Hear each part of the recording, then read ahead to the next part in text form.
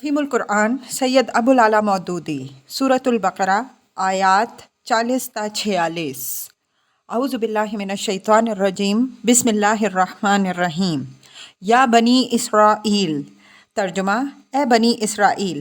تفسیر: اسرائیل کے معنی ہیں عبداللہ یا بندہ خدا۔ یہ حضرت یعقوب علیہ السلام کا لقب تھا جو ان کو اللہ تعالیٰ کی طرف سے عطا ہوا تھا۔ وہ حضرت اسحاق علیہ السلام کے بیٹے اور حضرت ابراہیم علیہ السلام کے پوتے تھے۔ انہی کی نسل کو بنی اسرائیل کہتے ہیں۔ پچھلے 4 رکوعوں میں تمہیدی تقریر تھی جس میں خطاب تمام انسانوں کی طرف عام تھا۔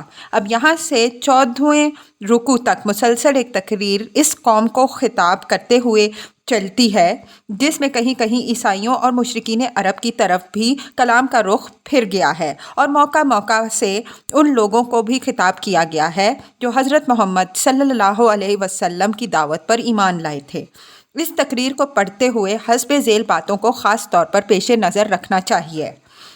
اولاً اس کا منشا یہ ہے کہ پچھلے پیغمبروں علیہم السلام کی امت میں جو تھوڑے بہت لوگ ایسے بھی ہیں باقی جن میں خیر و صلاح کا عنصر موجود ہے، انہیں اس صداقت پر ایمان لانے اور اس کام میں شریک ہونے کی دعوت دی جائے جس کے ساتھ محمد صلی اللہ علیہ وسلم اٹھائے گئے تھے۔ اس لیے ان کو بتایا یہ جا رہا ہے کہ یہ قرآن اور یہ نبی صلی اللہ علیہ وسلم وہی پیغام اور وہی کام لے کر آیا ہے جو اس سے پہلے تمہارے انبیاء علیہم السلام اور تمہارے پاس آنے والے صحیفے لائے تھے۔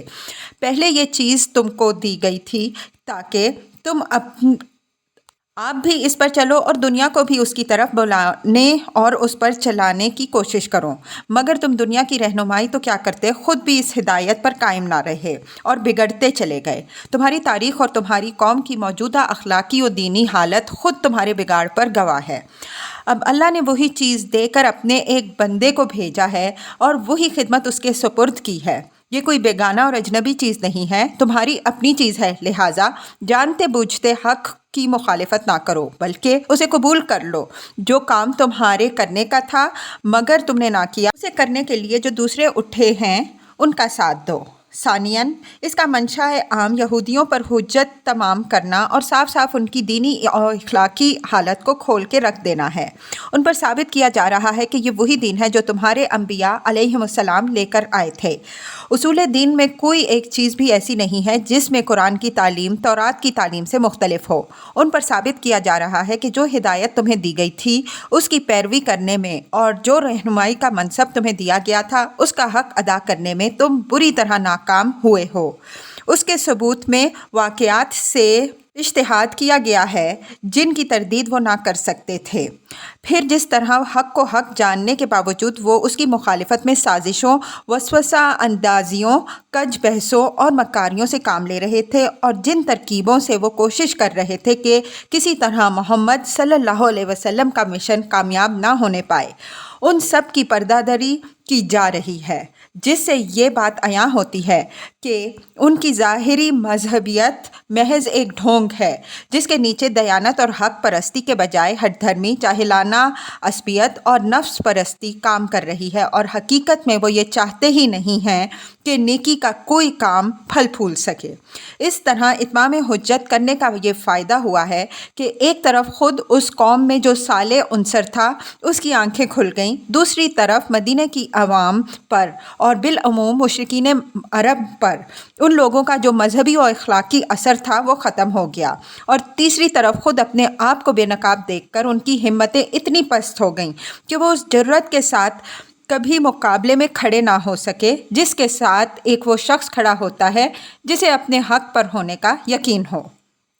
ثالثاً پچھلے 4 رکوعوں میں نوع انسانی کو دعوت عام دیتے ہوئے جو کچھ کہا گیا ہے اسی کے سلسلے میں ایک خاص قوم کی معین مثال لے کر بتایا جا رہا ہے کہ جو قوم خدا کی بھیجی ہوئی ہدایت سے منہ موڑتی ہے اس کا انجام کیا ہوتا ہے۔ اس توضیح کے لیے تمام قوموں میں سے بنی اسرائیل کو منتخب کرنے کی وجہ یہ ہے کہ دنیا میں صرف یہی ایک قوم ہے جو مسلسل 4000 برس سے تمام اقوام عالم کے سامنے ایک زندہ نمونہ عبرت بنی ہوئی ہے۔ ہدایت الہی پر چلنے اور نہ چلنے سے جتنے نشیب و فراز کسی قوم کی زندگی میں رونما ہو سکتے ہیں وہ سب اس قوم کی عبرت ناک سرگزشت میں نظر آ جاتے ہیں۔ رابعاً اس سے پیروان محمد صلی اللہ علیہ وسلم کو سبق دینا مقصود ہے کہ وہ انحطاط کے گھڑے میں گرنے سے بچیں جس میں پچھلے انبیاء علیہم السلام کے پیرو گر گئے۔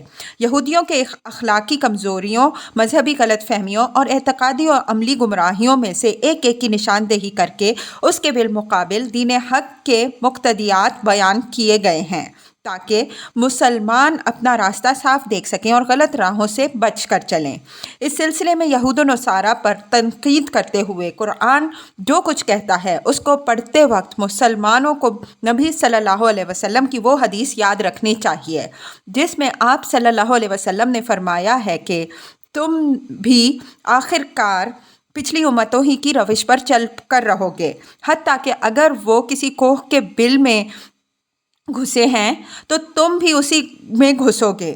صحابہ کرام رضی اللہ عنہم اجمعین نے پوچھا، یا رسول اللہ صلی اللہ علیہ وسلم، کیا یہود و نصارہ مراد ہیں؟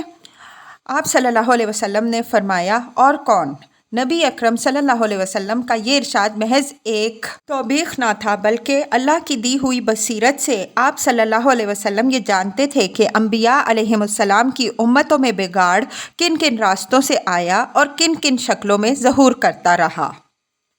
اذکروا نعمتی التی انعمت علیکم، ترجمہ، ذرا خیال کرو میری اس نعمت کا جو میں نے تم کو عطا کی تھی۔ وَأَوْفُوا بِعَهْدِي أُوفِ بِعَهْدِكُمْ، ترجمہ، میرے ساتھ تمہارا جو عہد تھا اسے تم پورا کرو تو میں میرا عہد جو تمہارے ساتھ تھا اسے میں پورا کروں گا۔ وَإِيَّايَ فَارْهَبُونَ، ترجمہ، اور مجھ ہی سے ڈرو۔ وَآمِنُوا بِمَا أَنزَلْتُ مُصَدِّقًا لِمَا مَعَكُمْ، ترجمہ، اور میں نے جو کتاب بھیجی ہے اس پر ایمان لاؤ، یہ اس کتاب کی تائید میں ہے جو تمہارے پاس پہلے سے موجود تھی۔ وَلَا تَكُونُوا أَوَّلَ كَافِرٍ بِهِ، ترجمہ، لہٰذا سب سے پہلے تم ہی اس کے منکر نہ بن جاؤ۔ وَلَا تَشْتَرُوا بِآيَاتِي ثَمَنًا قَلِيلًا، ترجمہ، تھوڑی قیمت پر میری آیات کو نہ بیچ ڈالو۔ تفسیر، تھوڑی قیمت سے مراد وہ دنیاوی فائدے ہیں جن کی خاطر یہ لوگ اللہ کے احکام اور اس کی ہدایات کو رد کر رہے تھے۔ حق فروشی کے معاوضے میں خواہ انسان دنیا بھر کی دولت لے لے، بہرحال وہ تھوڑی قیمت ہی ہے کیونکہ حق یقیناً اس پر گراں تر چیز ہے۔ وَإِيَّايَ فَاتَّقُونَ، ترجمہ، اور میرے غضب سے بچو۔ وَلَا تَلْبِسُوا الْحَقَّ بِالْبَاطِلِ وَتَكْتُمُوا الْحَقَّ وَأَنْتُمْ تَعْلَمُونَ، ترجمہ، باطل کا رنگ چڑھا کر حق کو مشتبہ نہ بناؤ اور نہ جانتے بوجھتے حق کو چھپانے کی کوشش کرو۔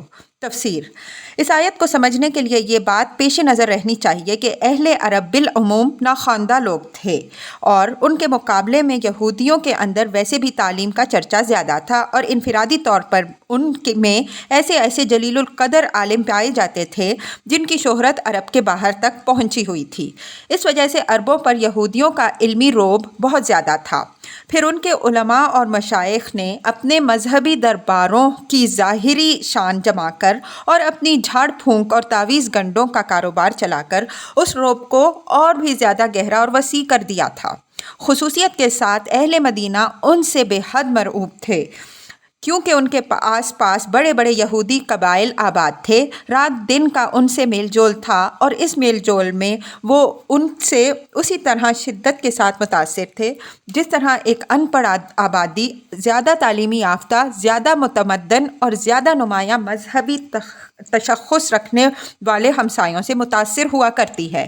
ان حالات میں جب نبی صلی اللہ علیہ وسلم نے اپنے آپ کو نبی کی حیثیت سے پیش کیا اور لوگوں کو اسلام کی طرف دعوت دینی شروع کی تو قدرتی بات یہ تھی کہ ان پڑھ عرب اہل کتاب یہودیوں سے جا کر پوچھتے کہ آپ لوگ بھی ایک نبی کے پیرو ہیں اور ایک کتاب کو مانتے ہیں، آپ ہمیں بتائیں کہ یہ صاحب جو ہمارے اندر نبوت کا دعویٰ لے کے اٹھے ہیں ان کے متعلق اور ان کی تعلیم کے متعلق آپ کی کیا رائے ہے؟ چنانچہ یہ سوال مکے کے لوگوں نے بھی یہودیوں سے بارہا کیا اور جب نبی صلی اللہ علیہ وسلم مدینہ تشریف لائے تو یہاں بھی بکثرت لوگ یہودی علماء کے پاس جا کر یہی بات پوچھتے تھے، مگر ان علماء نے کبھی لوگوں کو صحیح بات نہ بتائی۔ ان کے لیے یہ کہنا تو مشکل تھا کہ وہ توحید جو محمد صلی اللہ علیہ وسلم پیش کر رہے ہیں غلط ہے، یا انبیاء علیہم السلام اور کتب آسمانی اور ملائکہ اور آخرت کے بارے میں جو کچھ آپ صلی اللہ علیہ وسلم کہہ رہے ہیں اس میں کوئی غلطی ہے، یا وہ اخلاقی اصول جن کی آپ صلی اللہ علیہ وسلم تعلیم دے رہے ہیں ان میں سے کوئی چیز غلط ہے۔ لیکن وہ صاف صاف اس حقیقت کا اعتراف کرنے کے لیے بھی تیار نہ تھے کہ جو کچھ آپ صلی اللہ علیہ وسلم پیش کر رہے ہیں وہ صحیح ہے۔ وہ نہ سچائی کی کھلی کھلی تردید کر سکتے تھے، نہ سیدھی طرح اس کو سچائی مان لینے پر آمادہ تھے۔ ان دونوں راستوں کے درمیان انہوں نے یہ طریقہ اختیار کیا کہ ہر سائل کے دل میں نبی صلی اللہ علیہ وسلم کے خلاف، آپ صلی اللہ علیہ وسلم کی جماعت کے خلاف، آپ صلی اللہ علیہ وسلم کے مشن کے خلاف کوئی نہ کوئی وسوسہ ڈال دیتے، کوئی الزام آپ صلی اللہ علیہ وسلم پر چسپاں کر دیتے تھے، کوئی ایسا شوشہ چھوڑ دیتے تھے جس سے لوگ شکوک و شبہات میں پڑ جائیں، اور طرح طرح کے الجھن میں ڈالنے والے سوالات چھیڑ دیتے تھے تاکہ لوگ ان میں خود بھی الجھیں اور نبی صلی اللہ علیہ وسلم اور آپ صلی اللہ علیہ وسلم کے پیرووں کو بھی الجھانے کی کوشش کریں۔ ان کا یہی رویہ تھا جس کی بنا پر ان سے فرمایا جا رہا ہے کہ حق پر باطل کے پردے نہ ڈالو، اپنے جھوٹے پروپیگنڈے اور شریرانہ شبہات و اعتراضات سے حق کو دبانے اور چھپانے کی کوشش نہ کرو، اور حق و باطل کو خلط ملط کر کے دنیا کو دھوکہ نہ دو۔ وَأَقِیمُوا الصَّلَاةَ وَآتُوا الزَّکَاةَ، ترجمہ نماز قائم کرو، زکوٰۃ دو۔ تفسیر: نماز اور زکوٰۃ ہر زمانے میں دین اسلام کے اہم ترین ارکان رہے ہیں۔ تمام انبیاء علیہم السلام کی طرح انبیاء بنی اسرائیل نے بھی اس کی سخت تاکید کی تھی، مگر یہودی ان سے غافل ہو چکے تھے۔ نماز باجماعت کا نظام ان کے ہاں تقریباً بالکل درہم برہم ہو چکا تھا۔ قوم کی اکثریت انفرادی نماز کی بھی تارک ہو چکی تھی، اور زکوٰۃ دینے کے بجائے یہ لوگ سود کھانے لگے تھے۔ وَارْكَعُوا مَعَ الرَّاكِعِينَ، ترجمہ اور جو لوگ میرے آگے جھک رہے ہیں ان کے ساتھ تم بھی جھک جاؤ۔ أَتَأْمُرُونَ النَّاسَ بِالْبِرِّ وَتَنْسَوْنَ أَنفُسَكُمْ وَأَنْتُمْ تَتْلُونَ الْكِتَابَ، ترجمہ تم دوسروں کو تو نیکی کا راستہ اختیار کرنے کے لیے کہتے ہو مگر اپنے آپ کو بھول جاتے ہو حالانکہ تم کتاب کی تلاوت کرتے ہو۔ أَفَلَا تَعْقِلُونَ، تو کیا تم بے عقل سے بالکل ہی کام نہیں لیتے؟ وَاسْتَعِینُوا بِالصَّبْرِ وَالصَّلَاةِ، ترجمہ صبر اور نماز سے مدد لو۔ تفسیر: یعنی اگر تمہیں نیکی کے راستے پہ چلنے میں دشواری محسوس ہوتی ہے تو اس دشواری کا علاج صبر اور نماز ہے۔ ان دو چیزوں سے تم وہ طاقت حاصل کر سکتے ہو جس سے یہ راہ آسان ہو جائے گی۔ صبر کے لغوی معنی روکنے اور باندھنے کے ہیں، اور اس سے مراد ارادے کی وہ مضبوطی، عزم کی وہ پختگی اور خواہشات نفس کا وہ انضباط ہے جس سے ایک شخص نفسانی ترغیبات اور بیرونی مشکلات کے مقابلے میں اپنے قلب و ضمیر کے پسند کیے ہوئے راستے پر لگاتار بڑھتا چلا جائے۔ ارشاد الہی کا مدعا یہ ہے کہ اس اخلاقی صفت کو اپنے اندر پرورش کرو اور اس کو باہر سے طاقت پہنچانے کے لیے نماز کی پابندی کرو۔ وَإِنَّهَا لَكَبِيرَةٌ إِلَّا عَلَى الْخَاشِعِينَ، ترجمہ بے شک نماز ایک سخت مشکل کام ہے مگر ان فرما برداروں کے لیے مشکل نہیں۔ الَّذِينَ يَظُنُّونَ أَنَّهُم مُّلَاقُو رَبِّهِمْ وَأَنَّهُمْ إِلَيْهِ رَاجِعُونَ، ترجمہ جو سمجھتے ہیں کہ آخر کار انہیں اپنے رب سے ملنا ہے اور اسی کی طرف پلٹ کر جانا ہے۔ تفسیر: یعنی جو شخص خدا کا فرما بردار نہ ہو اور آخرت کا عقیدہ نہ رکھتا ہو اس کے لیے تو نماز کی پابندی ایک ایسی مصیبت ہے جسے وہ کبھی گوارا ہی نہیں کر سکتا، مگر جو برضا و رغبت خدا کے آگے سر اطاعت خم کر چکا ہو اور جسے یہ خیال ہو کہ کبھی مر کر اپنے خدا کے سامنے جانا ہے، اس کے لیے نماز ادا کرنا نہیں بلکہ نماز کا چھوڑنا مشکل ہے۔